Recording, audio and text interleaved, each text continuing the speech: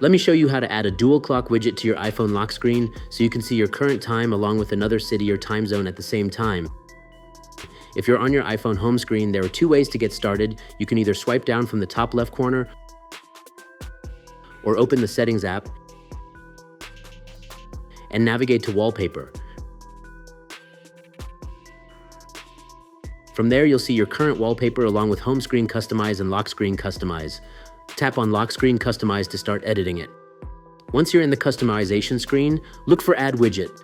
Sometimes Add Widget will not be there if there's any widget already there. Tap on that widget area to add a new one. I'd suggest you to remove other widgets to create a space for the new one. If you don't already see the clock option, scroll through the list and select Clock. Here you'll have a few choices like World Clock, City Digital, City Analog, or Next Alarm. For this example, choose City Digital. By default, it usually shows Cupertino, where Apple's headquarters are located, but you can easily change that. Tap on the city name, then either scroll through the list or use the search bar to find the city you want. For example, you can select Los Angeles.